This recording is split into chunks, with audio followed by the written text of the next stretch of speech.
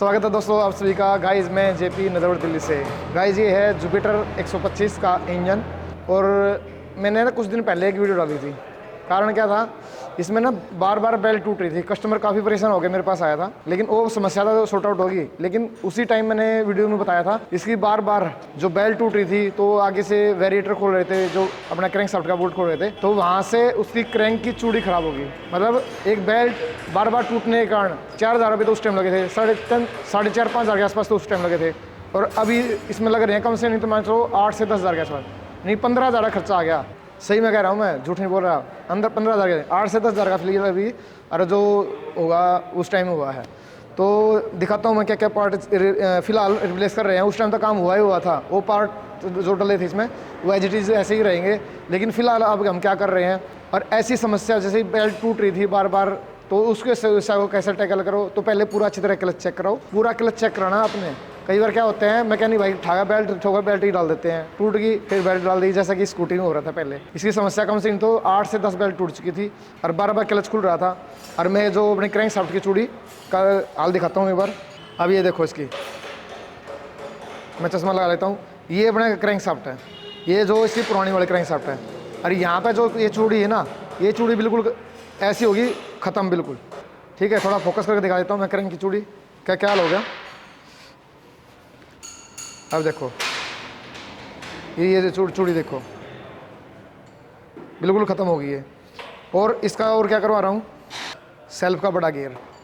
यहाँ पे जो चूड़ी ये दाते होती है ना, जहाँ पे अपने ये देखो,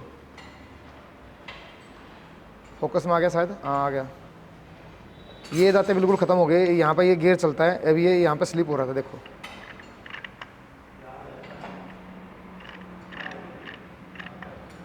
एक्सेस में भी ऐसी प्रॉब्लम आ जाती है इस तरह की। अगर सुजुकी एक्सेस में इस तरह की प्रॉब्लम होती है तो हमारा जो सेल्फ है वो काम नहीं करेगा।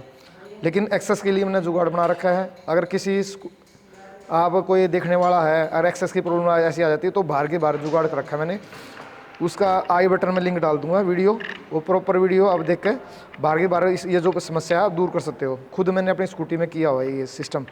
मतलब वो ये दांतें ख़राब हो गए थे। अब ये रिप्लेस हो रहा है, इसका क्रैंक शाफ्ट रिप्लेस हो रही है। क्योंकि इसका मैंने खरा दवाई से दिखाया, इसकी जो चूड़ी होती हैं उल्टी होती हैं, जो नट होता है ऊपर। तो ये 2 पार्ट हैं, ये करवा रहा हूँ रिप्लेस। ये है इसका गियर जो मैंने दिखाया था, टीवीएस का ओरिजिनल पार्ट, ओरिजिनल यूज़ करने हैं। अब ये करवा रहे हैं। और इसका इंजन, क्योंकि मैं इसका क्रैंक खुलवा रहा हूँ, तो साथ साथ में मैं इसका पिस्टन, वाल, टाइमिंग चेन ये काम करवा रहा हूँ। क्योंकि जो स्कूटी हमारी है वो 41,000 किलोमीटर चल चुकी है। हम ऐसा नहीं कर रहे हैं अभी क्रैंक डाल रहे हैं, कुछ दिन बाद ये ऑयल खाना स्टार्ट करते। ऑयल खाना स्टार्ट करती तो दोबारा हमने इंजन ओपन करना पड़ेगा, फिर पिस्टन डलवाना पड़ेगा। तो कस्टमर से परमिशन लेकर हम बार बार पैसे ना लगा के एक बार ही पैसे लगा रहे हैं इसमें। क्योंकि बार बार इंजन खोलने में जो समस्या पहले क्रिएट हुई थी, जब क्रैंक की जो चूड़ी ख़राब हुई है, तो समस्या दोबारा हो जाएगी। कोई भी पार्ट बार बार खुलता है तो उसकी जो लाइफ है वो कम होती रहती है। तो कोई आप लोगों को ऐसी समस्या ना आए, तो बेल्ट टूटने वाली चीज़ नहीं बताई थी मैंने आपको, प्रॉपर चेक करना। लेकिन इंजन भी ओपन करवा रहे हो, कभी करवाना पड़ता है, तो कोशिश करो। अगर स्कूटी आपकी 35-40,000 किलोमीटर चल चुकी है, तो उस टाइम पिस्टन, वाल, टाइमिंग चेन, मतलब ये जो काम है, दोबारा इंजन ओपन होने की जो समस्या है वो दोबारा उत्पन्न ना हो, इसलिए उसको पहले ही काम करवा लो। ठीक है, तो मैं इसका काम करवा रहा हूँ। मैंने पिस्टन बोर करवा दिया इसमें। तो एक तो गियर हो गया, और दूसरा जो मेन है हमारा पार्ट है वो टीवी इसका ये पार्ट है। मैं थोड़ा आगे दिखा देता हूँ कितनी MRP क्रैंक की, 3765 रुपये MRP इसकी क्रैंक शाफ्ट की। अच्छा, इसमें चूड़ी जो खराब पर रही, चूड़ी बनवाने की, कई मैकेनिक भाई बोल देंगे इसमें खराब है चूड़ी ठीक करवा दो, लेकिन नहीं हो पाएंगे। कारण क्या है, इसमें उल्टी चूड़ी है।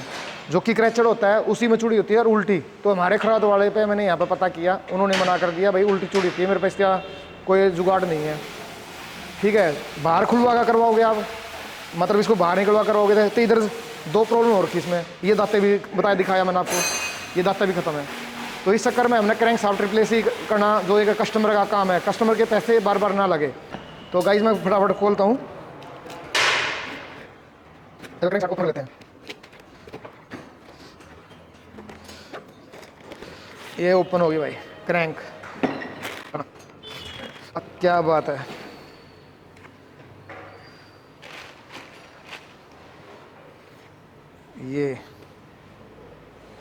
ये अपनी क्रैंक शाफ्ट भाई मस्त।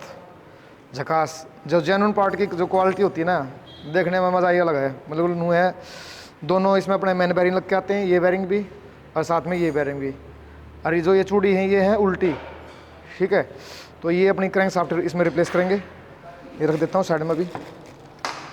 अब दिखाता हूँ सिलेंडर। ये सिलेंडर, इसमें हमने पिस्टन बोर करा दिया है। कितने नंबर का? 50 नंबर का। 50 नंबर का पिस्टन बोर हो रहा है। ये थोड़ा कटा हुआ था।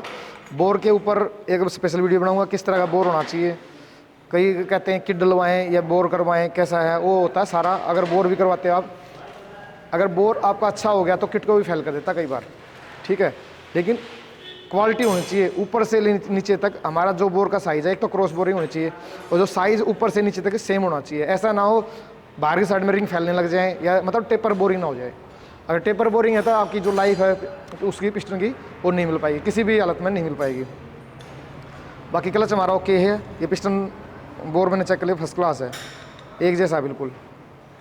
तो हल्का टाइट, मतलब ये पहली 100-200 किलोमीटर पे ही ऐसा सेट हो जाए कंपनी को, उसको क्या कहते हैं, उसको भी फेल करेगा किट को। और लेकिन अगर बजट है तो किट भी डलवा सकते हो, किट थोड़ी महंगी पड़ेगी। तो हम इसमें क्रैंक चेंज कर रहे हैं इसमें, तो क्रैंक के चक्कर में 3700 नहीं ला लो, 4000 ग्राउंड तक क्रैंक होगी, लेबर होगी और काम भी है, वाल है, टाइमिंग चेन है। जैसे ये टाइमिंग चेन टीवीएस की ओरिजिनल है, ठीक है। तो हेड कितना साफ, ये देखो बिल्कुल क्लीन, मस्त।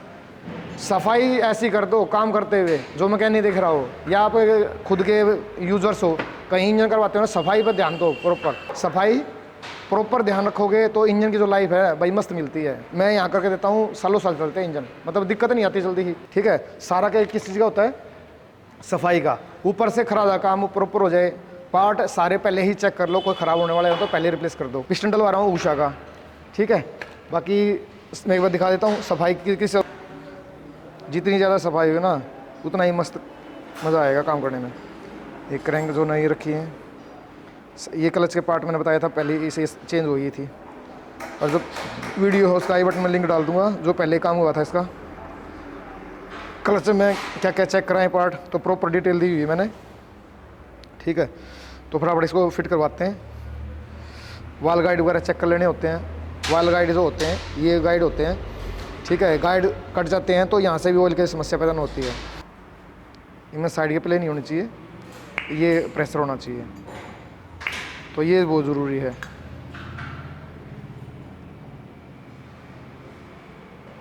मस्त झकास, ठीक है। तो फटाफट फिट करवाते हैं इसको भाई। इसके ऊपर फिटिंग के ऊपर मेरी ऑलरेडी वीडियो है, अगर वो देखना चाहो तो आई बटन में डाल दूंगा लिंक उसका।